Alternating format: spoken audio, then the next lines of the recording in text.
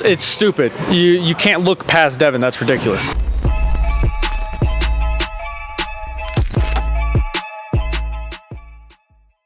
This is Gervonta Davis, Fifth Pro Boxing Fans, joined by Nico Ali Walsh here at Top Rank Gym in Las Vegas. Nico, what have you been doing today? Just getting ready for the fight. We've got about 12 days to be exact. So, you know, I've been ready for the last 30 days, but we're just putting final touches on everything. So your fight live on ESPN. Just tell the fans that don't know about the backstory about this fight. It's a rematch. It's the get back. Yeah, tell us about it. All right, so here's the deal. The first fight I had with this dude was August of last year. It was my first loss. I thought I won the fight. They gave him the decision. I was upset at the time. I got over it real quick. After that, I fought in Africa, got a win. After Africa, I fought in New York, got a win. And I said, you know what? Let's run it back immediately. He said yes, thank God. And so now I'm here to right the wrong. So, you know, for those that don't know about the situation, so the first fight, tell us, you know, what happened in your mind. Do you feel like you did enough to win it? Yeah, I don't think he did enough to win it at all. But you know, I'm not the type to ever cry over spilt milk. It's what it is. It's boxing, and the greatest fighters that, you know, in my mind, have had losses, even if they weren't, you know, losses that should have happened or not. But yeah, no, I don't think he did enough to win the fight. But you know, it's not what he did that won him the fight. It's what I didn't do. I was missing a lot of things. I just wasn't myself, and you know, here I am to right the wrong. That's all. Yeah. You know, taking a first loss, you know, a lot of fighters, you know, all the greats have taken losses before. Yeah. Tell us what, you know, it does to you as a fighter. You know, how does it affect your mindset? It makes, for the strongest fighters, I say it makes them stronger. It makes them greater. Because after the first glimpse of adversity, you really see if you want to be great or not. So, you know, most guys after a loss or after just adversity in general, they want to quit. They want to, you know, hide away, and that's just not me. And so this added fire to what I was already working with. So, you know, everything happens for a reason. I'm glad that fight happened the way it did. And what can fans expect from the rematch? And, you know, I'm sure you're going to say you're going to win this better than, you know, the last fight. How do you think it's going to go? It's going to go in my favor. I'm not going to say exactly how it's going to go because you got to watch on June 29th. You know, it's on ESPN, so you just turn on the TV anywhere. If you're at Buffalo Wild Wings, put on the TV, you watch my fight. But this isn't even my first rematch. My first rematch went, you know, I fought the guy, had an ugly fight. I had a rematch with him. I knocked him out with a body shot in the second round. I'm imperfect. I'm not a perfect fighter, so I have fights where, you know, I don't look as well, but I always come back stronger. Tell us about that fight in Africa. Obviously, your grandfather had that famous one, yeah. The Rumble in the Jungle. Yeah, you know, right. Tell us about, you know, was that the main reason you wanted to do that? Yeah, no, these guys reached out to me. They wanted me to fight in Africa. It was mainly for that reason. It was with the WBA. They were throwing on a fight to raise awareness for, I believe it was like to stop drugs in Africa. But yeah, they wanted Ali in Africa again because of the history, and it was just an amazing experience, an amazing fight.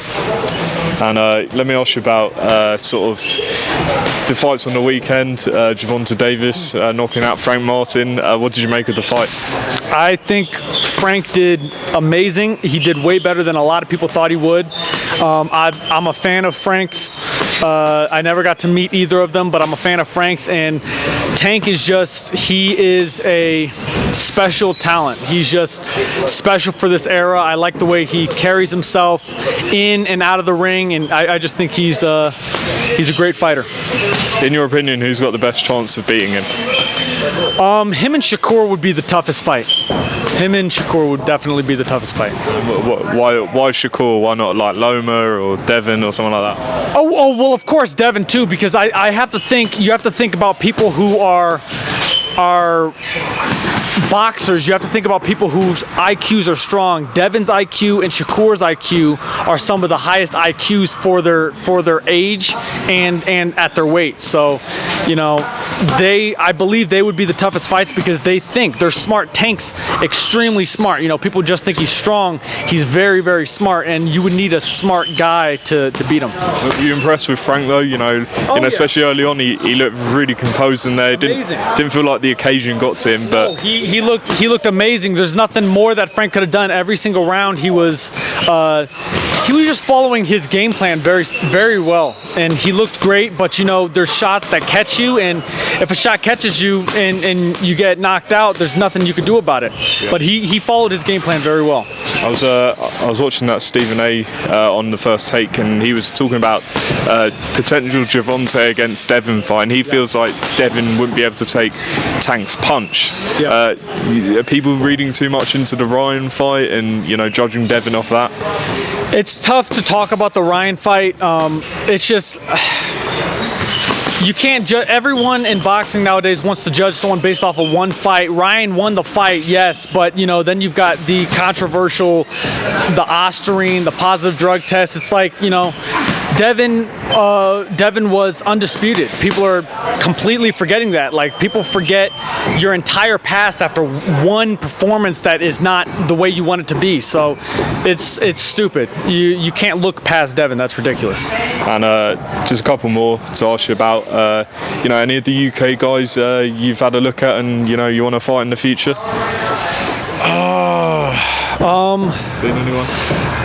Seen anyone? I haven't seen anyone. I like, you know, I don't know. I haven't seen anyone. No one in the UK that I'd want to like fight off the top of my head.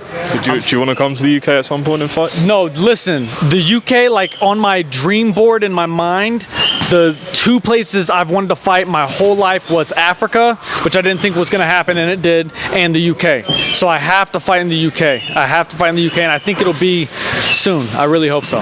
On down, one to go. That's right. Just let me just ask you about a big fight coming up, Beterbiev against Bivol. How do you think that one's going to play out?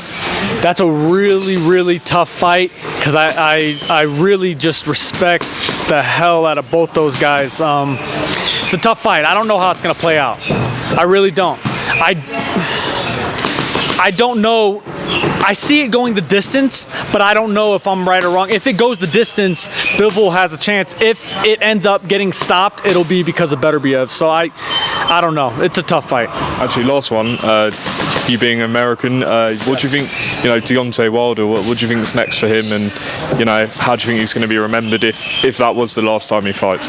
If that was the last time Wilder fights, he will be remembered as the hardest hitting heavyweight of not this era, but of all time. He's probably the hardest hitting right hand heavyweight ever, and he's had an amazing career, an amazing legacy to leave behind. If that is his last fight, but yeah, no, he was absolutely amazing to watch. It'll be sad to see him go though. Nico Ali Walsh against Sona Alake. Yes, Hope I pronounced that right. The rematch, June 29th. Yeah. June 29th on ESPN. Don't miss it. And yeah, good luck with the final few weeks. Thank you.